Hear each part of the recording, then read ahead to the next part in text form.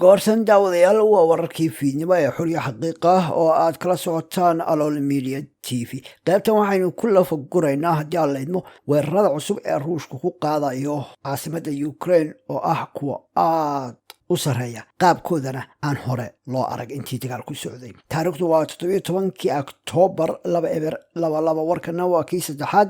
duca qabayaal soo dhawaada. ciidamada ruushka ayaa diyaaradaha aan duuliyaha lahayn ku weeraray magaalooyinka Ukraine. weeraradan ayaa lagu bartilmaameedsanayaa kaabayaasha dhaqaalaha ee wadanka oo ah mowjadii labaad oo duqeymo toddobaad gudihiis. ciidamada ayaa rasaas cirka u riday iyaga oo isku dayaya inay soo ridaan diyaaradaha aan duuliyaha lahayn kadib markii ay qaraxyo ka dhaceen bartamaha Kiev. dadka deegaanka ayaa markiiba u qaxay difaacyada dhulka hoostooda. gantaalada lidka diyaaradaha ayaa lagu arkayay iyadoo cirka isku shareeray, waxaana xigay qaraxyo, holac iyo qeeladhaan. qeeladaas qiiq madow ayaa ka soo baxay daaqadaha dhismaha weerarkani ku habsaday ee Kiev, iyo shaqaalaha adeega degdega ah oo bilaabay howlahoodii samata bixinta. diyaaradahan oo noocooda loo yaqaano Kamikaze iyo gantaalada ayaa weeraro dhammaan Ukraine ka geysanaya. diyaaradahan ayaa kuwii hore in badan la odhan karaa way ka duwan yihiin, iyagoo gantaalo kuwii hore ridi jireen balse ay noqon jireen kuwan qaabka loo sameeyey ayaabaan lahaynba noqosho, oo markay gantaalada ay dhammeeyaan diyaaradda laftigeedu gantaal ayay noqonaysaa, markaasna iyadaaba isku qarxinaysa ama isku dhufanaysa meeshii loo diro.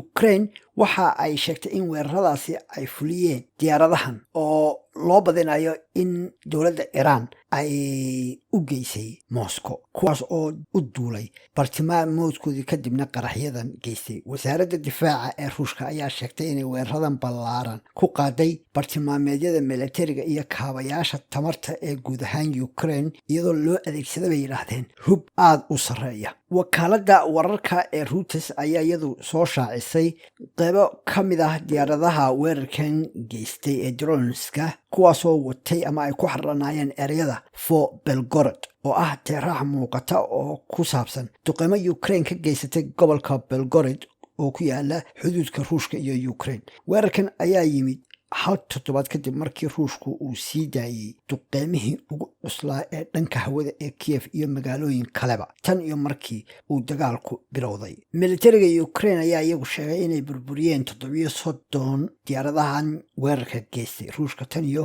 fiidnimadii xalay xaddii. droneskan ayaa sidoo kale ku dhufatay marinka Everi ee koonfurta magaalada Mykolaiv goor dambe isla xalayto, sida ay saraakiishu sheegtay, taasoo waxyeelo u geysatay haamaha kaydinta, waxayna dab qabadsiiyeen shidaal halkaa ku kaydsanaa. Iran ayaa iyagu ku celcelisay inay beeniso in diyaaradahan droneska ay u geeyeen ciidamada ruushka, iyadoo aan Kremlinku arrintan ka hadalo. dhanka kale, qaar ka mid ah wasiirada arrimaha dibadda ee midowda Yurub oo ku shiraya magaalada dalka Luxembourg ayaa ku baaqay in cunaqabateyn cusub lagu soo rogo Iran haddii lagu caddeeyo ku lug lahaanshaha Tehran ee dagaalkan Ukraine. la taliyaha madaxweyne Ukraine Mikhail Podolyak ayaa isagu sheegay in ruushka laga saaro kooxda 20ka dal ee ugu dhaqaalaha waaweyn iyo kooxaha kale ee caalamiga ah sida qaramada midoobay.